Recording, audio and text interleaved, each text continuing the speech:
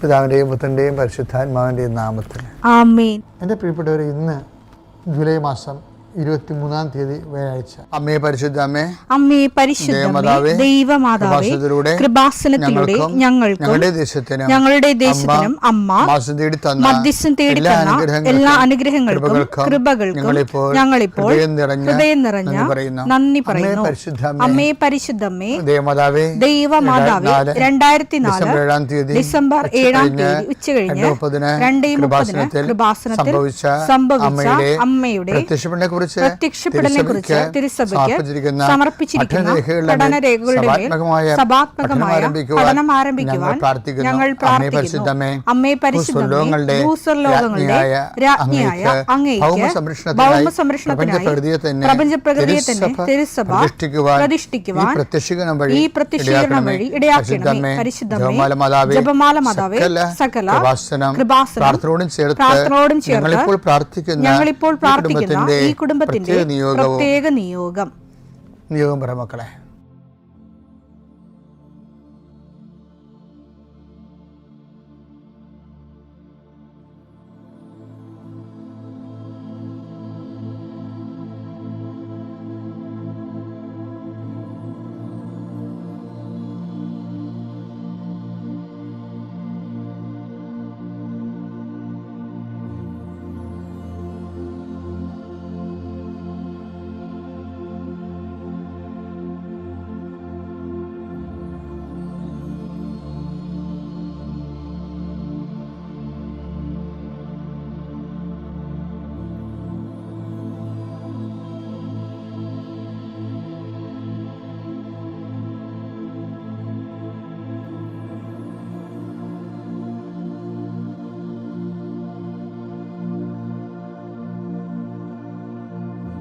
അമ്മയുടെ പ്രത്യക്ഷീകരണത്തിന്റെ ഈ അനുഗ്രഹവേളയിൽ ഞങ്ങൾക്ക് സാധിച്ചു തരുവാൻ കനിയണമേ.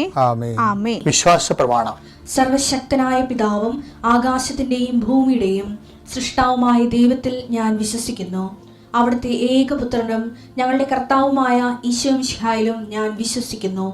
ഈ പുത്രൻ പരിശുദ്ധാത്മാവിനാൽ ഗർഭസ്ഥനായി കന്യകാമറിയത്തിൽ നിന്ന് പിറന്ന് പൊന്തിയോസ് പീലാത്തോസിന്റെ കാലത്ത് പീഡകൾ സഹിച്ച് കുരിശിൽ തറയ്ക്കപ്പെട്ട് മരിച്ച് അടക്കപ്പെട്ട് പാതാളങ്ങളിൽ ഇറങ്ങി മരിച്ചവരുടെ ഇടയിൽ നിന്ന് 3-ാം നാൾ ഉയർത്ത് സ്വർഗത്തിലേക്ക് എഴുന്നള്ളി സർവശക്തിയുള്ള പിതാവായ ദൈവത്തിന്റെ വലതുഭാഗത്തിരിക്കുന്നു. അവിടെ നിന്ന് ജീവിക്കുന്നവരെയും മരിച്ചവരെയും വിധിക്കുവാൻ വരുമെന്നും ഞാൻ വിശ്വസിക്കുന്നു. പരിശുദ്ധാത്മാവിലും ഞാൻ വിശ്വസിക്കുന്നു. വിശുദ്ധ കത്തോലിക്കാ സഭയിലും പുണ്യവാന്മാരുടെ ഐക്യത്തിലും പാപങ്ങളുടെ മോചനത്തിലും ശരീരത്തിന്റെ ഉയർപ്പിലും നിത്യമായ ജീവിതത്തിലും ഞാൻ വിശ്വസിക്കുന്നു. ആമേൻ. സ്വർഗ്ഗസ്ഥനായ ഞങ്ങളുടെ പിതാവേ, അങ്ങയുടെ നാമം പൂജിതമാകണമേ. അങ്ങയുടെ രാജ്യം വരണമേ. അങ്ങയുടെ തിരുമനസ് സ്വർഗത്തിലെ പോലെ ഭൂമിയിലും ആകണമേ. അന്നു വേണ്ടുന്ന ആഹാരം ഇന്ന് ഞങ്ങൾക്ക് തരണമേ. ഞങ്ങളോട് തെറ്റ് ചെയ്യുന്നവരോട് ഞങ്ങൾ ക്ഷമിക്കുന്നത് പോലെ ഞങ്ങളുടെ തെറ്റുകൾ ഞങ്ങളോടും ക്ഷമിക്കണമേ. ഞങ്ങളെ പ്രലോഭനത്തിൽ ഉൾപ്പെടുത്തരുതേ, തിന്മയിൽ ഞങ്ങൾ രക്ഷിക്കണമേ. ആമേൻ. നന്മ നിറഞ്ഞ മറിയമേ, സ്വസ്തി. കർത്താവ് അങ്ങയുടെ കൂടെ സ്ത്രീകളിൽ അങ്ങ് അനുഗ്രഹിക്കപ്പെട്ടവളാകുന്നു. അങ്ങയുടെ ഉദരത്തിൻ ഫലമായി ഈശോ അനുഗ്രഹിക്കപ്പെട്ടവനാകുന്നു. പരിശുദ്ധ മറിയമേ, തമ്പുരാന്റെ അമ്മേ, പാപികളായ ഞങ്ങൾക്ക് വേണ്ടി ഇപ്പോഴും ഞങ്ങളുടെ മരണസമയത്തും തമ്പുരാനോട് അപേക്ഷിക്കണമേ. ആമേൻ. കർത്താവേ, നിന്റെ ഉന്നതമായ നാമത്തിന് സ്തോത്രം ചെയ്യുന്നു. കർത്താവേ, നിന്റെ വിശുദ്ധ പൗരോഹിത്യത്തെ മഹത്വപ്പെടുത്തണമേ. കർത്താവ്, ഈ പ്രഭാതത്തിലെ അങ്ങയുടെ മക്കളെ കാത്തു കൊതിച്ചിരിക്കുകയാണ് ഈശോയെ, നിന്റെ വലതുകരത്തിൻ്റെ ഒരാശീർവാദം കിട്ടാൻ വേണ്ടി. കർത്താവ്, ഇന്ന് യാത്രയ്ക്ക് ഒരുങ്ങുന്ന ഓരോ മക്കളുണ്ട്. ഓരോ ഉദ്യമങ്ങളിലൂടെ മനസ്സിൽ വിചാരിച്ചുകൊണ്ട് പോണവരുണ്ട്. ഓരോ ലക്ഷ്യങ്ങൾ മനസ്സിൽ വെച്ച് പോകുന്നവരുണ്ട്. കർത്താവേ, നിന്റെ തിരുമുറുവാർന്ന് ആണിപ്പെടുതാന്ന് വലതുകരം മക്കളുടെ ശിരസ് വെക്കണമേ. അവർ പോകുന്നിടത്തേക്കല്ല, നീ പോകുന്നിടത്തേക്കെല്ലാം ഞാൻ നിൻ്റെ കൂടെ വരുമെന്ന് കർത്താവ് അങ്ങ് പറഞ്ഞിട്ടുണ്ടല്ലോ ഈശോയെ. അങ്ങയുടെ സഞ്ചാര സാന്നിധ്യം അങ്ങയുടെ മക്കളുടെ കൂടെ ഉണ്ടായിരിക്കണമെന്ന് പ്രാർത്ഥിക്കുന്നു. കർത്താവേ, ഉദ്യോഗത്തിൻ്റെ കാര്യത്തിന് വേണ്ടി പോകുന്നവരുണ്ട്, പഠന കാര്യങ്ങൾക്ക് വേണ്ടി പോകുന്നവരുണ്ട്, ജീവിത വ്യാപാരങ്ങൾക്ക് സാമ്പത്തിക കാര്യങ്ങൾക്ക് വേണ്ടി പോകുന്നവരുണ്ട്, ജോലി സംബന്ധമായ കാര്യങ്ങൾക്ക് വേണ്ടി പോകുന്നത് അവരുടെ എല്ലാം കർത്താവിൻ്റെ തിരുസന്നിധിയിൽ സമർപ്പിക്കുന്നു. ടെസ്റ്റ്, ഇൻ്റർവ്യൂ, പരീക്ഷ, അതുപോലെ തന്നെ ഏജൻസി, ക്രയവിക്രയങ്ങൾ, ജീവിതമാർഗങ്ങൾ, വിദൂര യാത്രകൾ, അങ്ങനെ ബന്ധുത്വം മുറക്ക് പോകുന്ന വിവാഹ യാത്രകൾ, ഈശോയെ എവിടെയെല്ലാമൊക്കെ പോകുന്നു അവിടെയെല്ലാം അങ്ങയുടെ മക്കളുടെ കൂടെ നീ ഉണ്ടാകണമേ എന്ന് പ്രാർത്ഥിക്കുന്നു.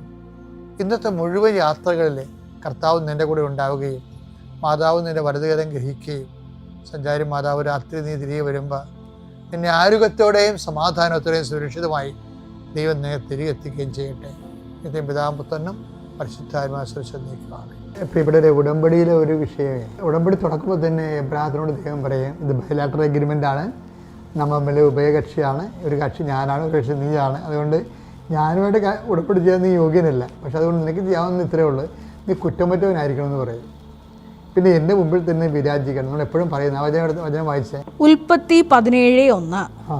അബ്രാമിന് 99 വയസ്സായപ്പോൾ കർത്താവ് പ്രത്യക്ഷപ്പെട്ട് അവനോട് അരുളി ചെയ്തു, സർവശക്തനായ ദൈവമാണ് ഞാൻ, എന്റെ മുമ്പിൽ വ്യാപരിക്കുക, കുറ്റമറ്റവനായി വർത്തിക്കുക. അപ്പൊ നമ്മള് ഓർക്കണം എന്താണെന്നറിയാവോ, എന്ത് കുറ്റമായിരിക്കും എന്ന് വെച്ച് കഴിഞ്ഞാൽ അപ്പോഴാണ് നമ്മുടെ ശ്രദ്ധയിലേക്ക് വരണത്. ഞാനിത് ദൈവത്തോടും ചോദിച്ചിട്ടുള്ള ചോദ്യമാണ്, ദൈവമേ എന്ത് കുറ്റമാണ് ഉദ്ദേശിക്കുന്നത്? കൽപ്പനപരമായ കുറ്റമാണോ? 10 കൽപ്പനയല്ല ദൈവം തന്നിരിക്കുന്ന വചനം. ആ വചനത്തിന് അതിൻ്റെ ഒരു പരിധി വരുന്ന കുറ്റങ്ങളാണോ എന്ന് ചോദിച്ചപ്പോൾ കർത്താവിൻ്റെ ഒരു വചനം എനിക്ക് തന്നെ എന്തറിയാമോ, കർത്താവ് കുറ്റം ചുമത്താത്തവൻ ഭാഗ്യവാനാണ്. വചനത്തിനേക്കാളും വലുതാണല്ലോ, കൽപ്പനയേക്കാൾ വലുതാണല്ലോ ക്രിസ്തു. അപ്പം കർത്താവ് കുറ്റം ചുമത്താത്തവൻ ഭാഗ്യവാൻ. അവനെടുത്ത് റോമൻ 4:8 കർത്താവ് കുറ്റം ചുമത്താത്തവൻ ഭാഗ്യവാൻ. കർത്താവ് കുറ്റം ചുമത്താത്തവൻ ഭാഗ്യവാൻ. ഇത് പഴയ നിയമത്തിൽ റെഫറൻസാണ് ഉള്ളത്, പക്ഷെ പൗലോസ് അപ്പോസ്തലൻ കോട്ട് ചെയ്തിരിക്കുന്ന കാരണം പുതിയ നിയമത്തിൻ്റെ പരിപ്രേക്ഷ്യത്തിലെ ഈശോയാണ് കർത്താവ്. ഈശോ കുറ്റം ചുമത്താത്ത ആളാണ് ഭാഗ്യവാൻ എന്ന് പറയണത്. ഈശോ കുറ്റം ചുമത്താത്ത ആളെന്ന് പറയുമ്പോൾ നമ്മുടെ പഴയ നിയമത്തിലെ 10 കൽപ്പനയല്ല അത് ശരിക്കും പറഞ്ഞാൽ. ഈശോ നമ്മളുടെ ഒരു ദൈവ പൈതലായിട്ട് ഈശോയുടെ മുമ്പിലുള്ളത് ആരാണെന്ന് അറിയാമോ? ദൈവ പൈതലാണ് ഉള്ളത്. ദൈവ പൈതങ്ങൾക്ക് കൊടുത്തിരിക്കുന്ന കൽപ്പനകളാണ് ഈശോയുടെ എല്ലാ വചനങ്ങളും. അപ്പം നിങ്ങളോട് ചണ്ട കൂടി, അതാണ് ഈശോ ഒരു കർണത്തടിക്കുന്നവന് മറുകരണം കാണിച്ചു കൊടുക്കാന്നൊക്കെ പറഞ്ഞത് എന്താണ്? നിങ്ങളോട് ചണ്ട കൂടി ഉടുപ്പ് കരസ്ഥമാക്കാൻ ഉദ്ദേശിക്കുന്നവരോടും അവരുടെ സ്നേഹം നീ കളയരുത് എന്നാണ് ഉദ്ദേശിച്ചത്. നിന്നെ ഉപദ്രവിച്ചാലും നിൻ്റെ സ്നേഹം നശിച്ചു പോകരുത്. അപ്പൊ അതാണ് ആ വചനം എടുത്തേ, മത്തായി 5:39. എന്നാൽ ഞാൻ നിങ്ങളോട് പറയുന്നു, ദുഷ്ടനെ എതിർക്കരുത്, വലത് കർണത്തടിക്കുന്നവന്.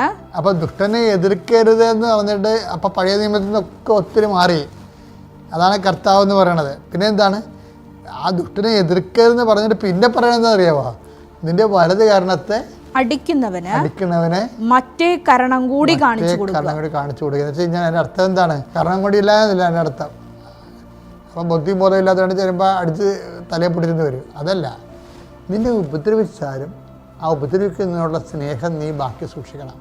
അതാണ് സംഭവം.